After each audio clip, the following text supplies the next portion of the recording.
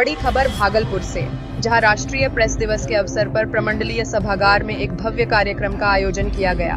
कार्यक्रम की अध्यक्षता डिप्टी डायरेक्टर नागेंद्र कुमार गुप्ता ने की और शुरुआत परंपरागत तरीके से दीप प्रज्वलन कर की गई। इस मौके पर क्षेत्र के कई वरिष्ठ और सक्रिय पत्रकारों की उपस्थिति ने आयोजन को और भी खास बना दिया। मीडिया जगत की चुनौतियों, निष्पक्ष पत्रकारिता की भूमिका और डिजिटल युग में पत्रकारों की नई जिम्मेदारियों पर विस्तृत चर्चा हुई। डिप्टी डायरेक्टर नागेंद्र कुमार गुप्ता ने कहा, राष्ट्रीय प्रेस दिवस पत्रकारिता की स्वतंत्रता और उसकी गरिमा का प्रतीक है। पत्रकार समाज का दर्पण है। निष्पक्ष, सशक्त और जिम्मेदार पत्रकारिता समय की जरूरत है। आज के इस कार्यक्रम में प्रमुख रूप से मौजूद रहे राजीव सिद्धार्थ, दिलीप कुमार, प्रवीण झा, विकास सिंह, विजय सिंह, शंभू भगत, श्यामानंद सिंह, मोहम्मद साकिब, आलोक झा, आदित्य झा, मनोज कुमार गुप्ता, नवनीश मिश्रा, इमामुद्दीन सहित कई पत्रकारों ने अपनी सहभागिता दर्ज कराई। अंत में सभी पत्रकारों को समाज में उनकी अहम भूमिका के लिए सम्मानित किया गया। मीडिया जगत को और अधिक सशक्त बनाने के संकल्प के साथ कार्यक्रम का समापन हुआ।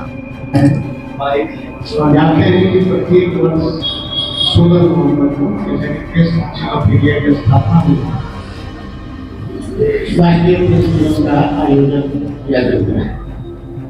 प्रेस को चौथा स्तंभ का दर्जा दिया गया है। ये संवैधानिक दर्जा नहीं, लेकिन एक समझिए कि सर्वमान्य दर्जा है और इसलिए चौथा स्तंभ का दर्जा दिया गया है।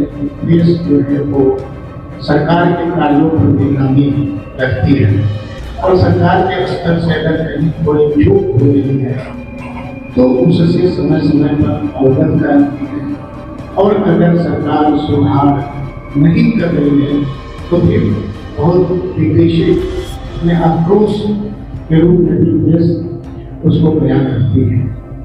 लेकिन आज का जो ये विषय है इसे काफी मतलब कि समीचीन भी है, वर्तमान से इसको विषय रखा गया है कि गलत सूचनाओं के बीच प्रेस की विश्वसनीयता को कैसे बनाए रखा जाए।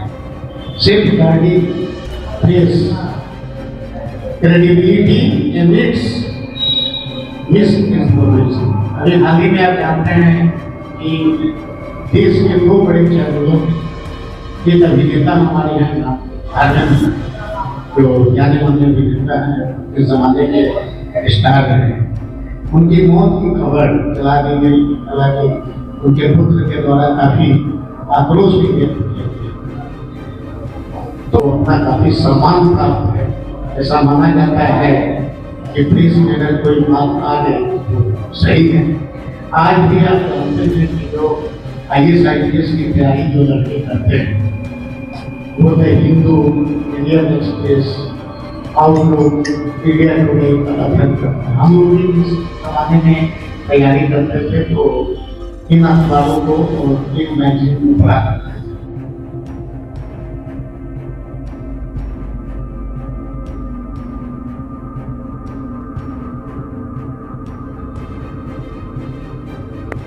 यहाँ से ट्रांसफर कर चले गए।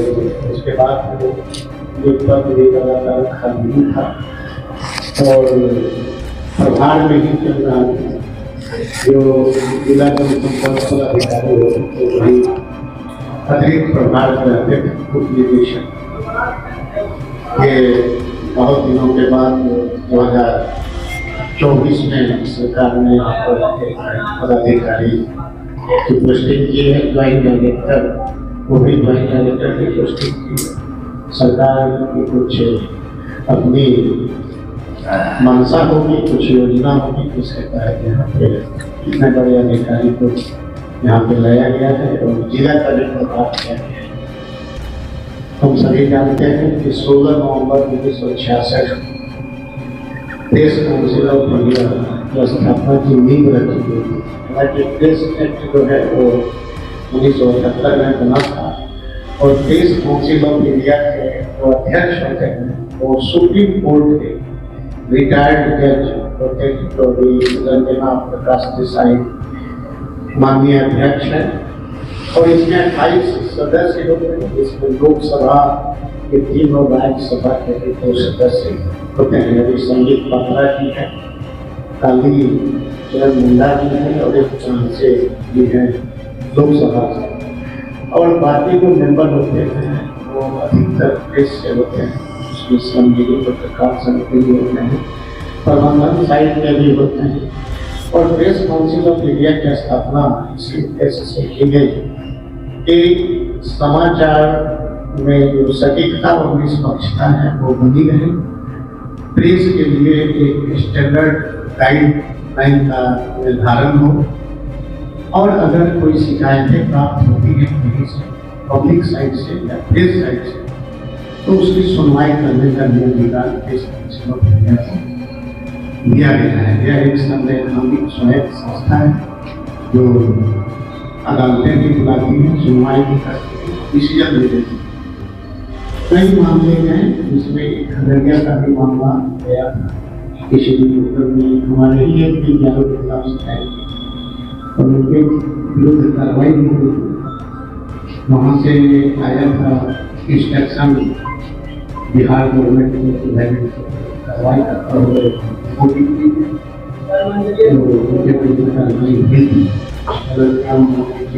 इंडियन एक्सप्रेस में छपा, देखिए ये हिंदू में छपा था, हिंदू में छपा था।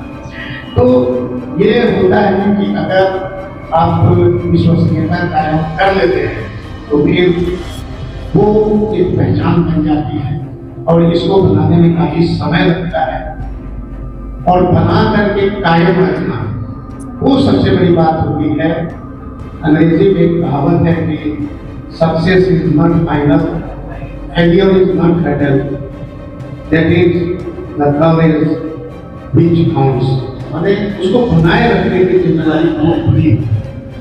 तो आज इस प्रेस दिवस के अवसर पर हम एक बार आप लोगों का हार्दिक स्वागत करते हैं। हम चाहते हैं कि इस अवसर पर आपकी तरफ से कुछ बातें हमें तो चाहेंगे कि एक तक आप अपनी बात करने का प्रश्न।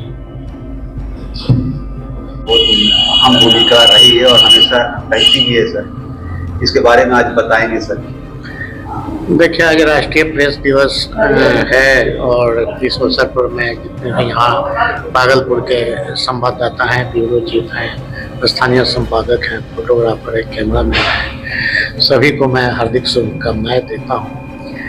जनसंपर्क विभाग आपकी सेवा में सदैव तत्पर रहती है। हमारी यही कोशिश रहती है कि प्रशासन की ओर से जो भी कार्य किए जा रहे हैं या जो भी कोई भी डेवलपमेंट वर्क हो रहा है, कहीं भी कोई इम्पोर्टेंट कार्यक्रम है, तो उसकी सूचना पहले मैं आपको दे दूं ताकि समय पर आप पहुंचे, उसका कवरेज करें। और बाद में मैं आप तो अपनी खबर बनाते ही हैं, मैं भी प्रयास करता हूं कि एक प्रेस रिलीज के माध्यम से कि आपको तथ्यात्मक जानकारी मैं उपलब्ध करा दूं, ताकि आपकी जो खबर है उसमें और भी स्पष्टता और सटीकता बन जाए, किसी तरह का कोई कंफ्यूजन नहीं रहे। आपने देखा होगा चुनाव के दौरान चुनाव से संबंधित जितनी भी गतिविधियां हैं उन सबों पर मैंने प्रेस रिलीज जारी किया, और जो भी कोई कहीं भी कोई भी कार्यक्रम आयोजित हो रहे थे उसकी सूचनाएं भी मैंने दी। तो जनसंपर्क विभाग की यही कोशिश रहती है, सबसे पहले तो समाचार जो है, समाचार जो भी प्रशासन के स्तर से है वो आपको उपलब्ध कराया जाए, ताकि किसी तरह का कोई कंफ्यूजन ना रहे। कंफ्यूजन में कई बार ऐसा होता है कि आप कुछ गलत भी प्रसारित कर सकते हैं, जैसे डाटा है या कुछ जानकारियां हैं, तो वो उसमें कमी आ जाती है। दूसरा ये है कि जनसंपर्क विभाग आपको सरकार के तरफ से जो भी फैसिलिटी आपको मिलनी चाहिए वो उपलब्ध कराती है। इसमें आपका जो एक्रेडिटेशन कार्ड है, पेंशन योजना है, बीमा योजना है, तो वो भी उसका जब भी निकलता है अप्लाई करने का, तो मैं समय से वो आपको सूचित कर देता हूँ। और बहुत लोगों का यहाँ बीमा भी कराया गया है, पेंशन भी। अभिजीत विश्वास जी है, उनको पेंशन भी मिल रहा है 15,000 रुपया साल। तो उसमें जिनका रिटायरमेंट हो गया है प्रेस से और 20 साल तक का पीएफ की कटौती लगातार है, तो वो आवेदन कर सकते हैं। वो आवेदन मैं अग्रसारित करवा देता हूं ताकि आपको लाभ मिल सके। बीमा योजना में तो आप सभी कवर अपना करवा सकते हैं। उसमें कुछ राशि देनी पड़ती है, हालांकि अधिकतम राशि सरकार की तरफ से बियर किए जाते हैं, लेकिन आपको भी कुछ राशि देनी पड़ती है। जिन लोगों ने आवेदन किया सब लोगों को पत्रकार बीमा योजना के तहत आच्छादित किया गया है और एक्रेडिटेशन के लिए भी जो पात्रता रखते हैं, तो मेरी कोशिश होती है कि अगर वो पात्र हैं, पत्रकार हैं, तो उन्हें वो सुविधा मिलनी चाहिए। साथ ही जितने भी वीआईपी कार्यक्रम होते हैं तो उसमें पास में ये प्रयास करता हूं कि जो भी जेन्युइन रिपोर्टर हैं उनको वो उनसे बातचीत ना हो सके, क्योंकि उनकी भी मजबूरी होती है कि उन्हें कवरेज करना होता है। तो ये सब सुविधाएं मैं जनसंपर्क की तरफ से मुहैया कराता हूं। सर, आप तो बहुत सारे जिला में रहे हैं, बहुत सारे, तो यहाँ के पत्रकारिता लोगों नहीं, भागलपुर के जो पत्रकार हैं वो काफी समझदार हैं, संवेदनशील हैं और कोऑर्डिनेशन के साथ रहते हैं और काफी वो सम्मान भी देते हैं अधिकारियों को, ये मैंने महसूस किया है। और छोटी छोटी बातों पर मैंने कभी उन्हें आपत्ति करते हुए या वो कुछ तुरंत जो होता है ना कि हाँ ये नहीं है वो नहीं, इस तरह के मैंने कभी नहीं देखा। और भागलपुर का जो प्रेस है वो बहुत ही मतलब कि सहयोग भी है और काफी समझदार है। कई अवसर पर ऐसे भी हुए हैं कि जैसे कोई यूट्यूब चैनल है, कोई खबर अगर मेरी नज़र में है कि भाई वो समाज को प्रभावित करने वाला है, जैसे हबीबपुर की घटना हुई थी, तो मैंने रिक्वेस्ट किया तो वो उस खबर को ही हटा दिया। मैंने तर्क दिया कि भाई आप जो ये दे रहे हैं आखिर ये कहीं से इसकी पुष्टि जो है वो 100% नहीं हो रहा है, तो उन्होंने उसको हटा भी दिया है। ये सहयोग मिलता है जी। हमारे चैनल से बात करने के बहुत बहुत धन्यवाद। चलिए, आपको भी बहुत बहुत धन्यवाद। पुनः एक बार राष्ट्रीय प्रेस दिवस के अवसर पर हार्दिक शुभकामनाएं।